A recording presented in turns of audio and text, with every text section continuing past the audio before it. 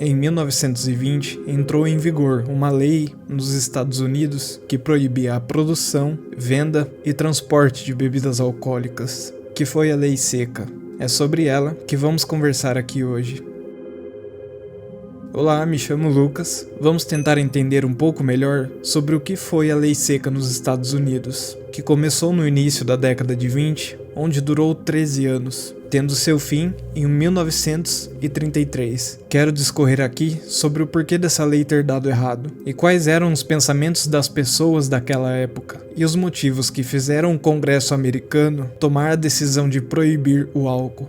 Para compreendermos melhor essa questão, vamos entender o que se passava nos Estados Unidos no começo do século XX. Primeiramente, nessa época, os Estados Unidos haviam se consolidado como a nação mais rica do planeta. Status esse que foi reafirmado após o fim da Primeira Guerra Mundial, onde a destruição e o enfraquecimento da Europa foi o grande responsável por tornar o país norte-americano na maior potência econômica e industrial do mundo até nos dias de hoje. Esse grande salto econômico fez com que os americanos fossem tomados pela euforia, tendo em vista que naquela época era o maior ou um dos melhores países para se viver e investir, já que o dólar tinha ganho toda a força que teve e tem até hoje. Então o sentimento de qualquer americano daquele período era de uma expectativa muito boa do país. Eles tiveram essa sensação de soberania pós-Primeira Guerra. E isso fez com que o consumo de álcool aumentasse demasiadamente por parte da população. Também nesse período, houve um grande aumento nas imigrações para os Estados Unidos, de italianos, alemães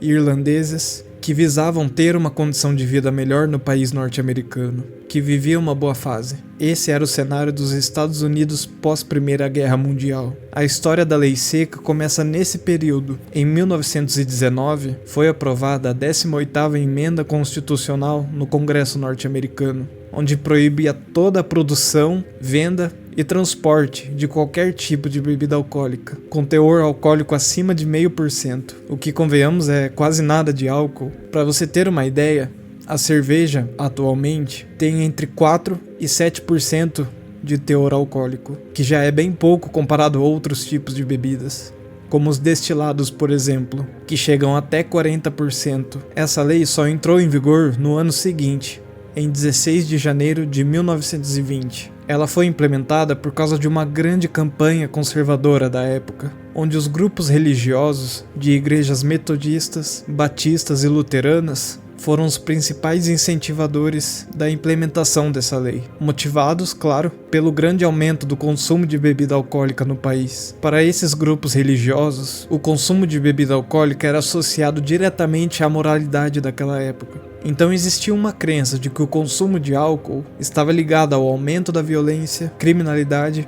e prostituição, como se o ser humano não fosse assim desde o início dos tempos. É claro que o álcool não era o único culpado por isso. O abuso dele fez com que esses problemas se tornassem mais evidentes, porque de fato não é toda pessoa que consome álcool que se torna agressivo, que trai, que comete crimes. Ele apenas traz à tona aquilo que já estava na intenção da pessoa de fazer, mas que sobriamente ela não faria.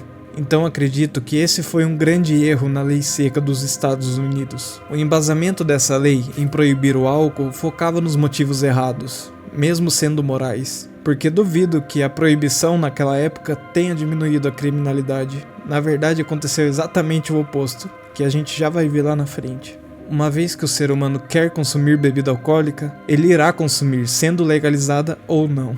Isso também serve para outras coisas, como drogas ilícitas, jogos de azar, prostituição. A proibição não irá fazer com que o ser humano pare de ir atrás dessas coisas. Apenas dificultará o acesso. Será que então a solução é legalizar tudo isso que eu falei? É claro que não. Um claro exemplo disso é a própria Lei Seca, que trouxe muito mais prejuízo e violência para a própria população do que se mantivesse o álcool legalizado. Então o que podemos extrair dessa época proibicionista do álcool é a seguinte: a conscientização é a principal chave para lidar com essas questões, já que o ser humano vai sempre tender a ir atrás daquilo que ele tem vontade. Não podemos controlar a ação de cada pessoa, mas sim podemos conscientizar, com informações claras, sobre o que essa ação irá acarretar na vida dela. e não demonizar como temos feito nos últimos anos, por exemplo, com as drogas. O proibicionismo no governo Reagan, importado dos Estados Unidos, só nos reforça que não aprendemos nada com a lei seca,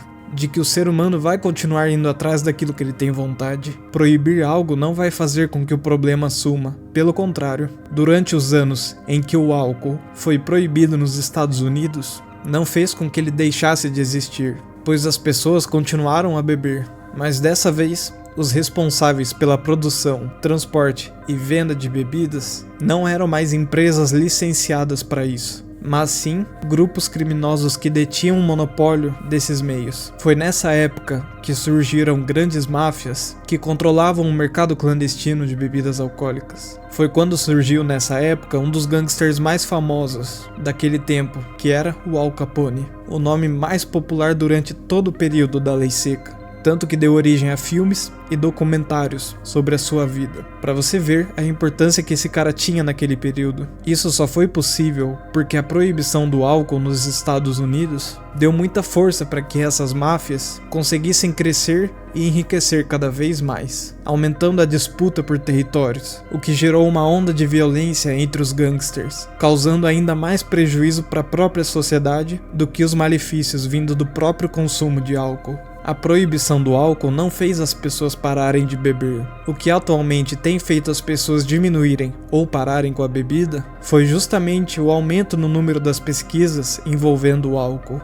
e a maneira que ele afeta o nosso cérebro e o nosso organismo. A informação é a melhor maneira de combater o abuso de álcool e de substâncias químicas, não apenas a repreensão e a demonização das drogas. Você apenas dizer que elas fazem mal e proibir não é o suficiente porque as pessoas continuarão a usá-las. Essa é a maior lição que podemos tirar do período da Lei Seca nos Estados Unidos. Do contrário, enquanto não houver interesse do governo de fazer mais pesquisas e que as informações dessas pesquisas cheguem nas pessoas, vamos continuar com a nossa velha política de combate e repreensão às drogas, que tem causado tanto mal quanto a própria dependência química. Atualmente acredito que a legalização das drogas não é um caminho viável, porque hoje elas já estão no controle do crime organizado. Torná-las legais fará apenas com que esses criminosos tenham ainda mais força e liberdade de atuação, mas também acredito que a repreensão apenas já não seja mais suficiente porque as pessoas não deixaram de consumir drogas em todos esses anos. A única maneira que eu enxergo que me parece viável é fazer com que mais pessoas tenham consciência de todo o mal em potencial que as drogas podem causar e fazer essas informações chegarem nelas. E o que você acha? Me conta aqui nos comentários. Se inscreva e deixe um like para ajudar o meu trabalho a chegar em mais pessoas e despertar a consciência de cada um. Um grande abraço e até mais.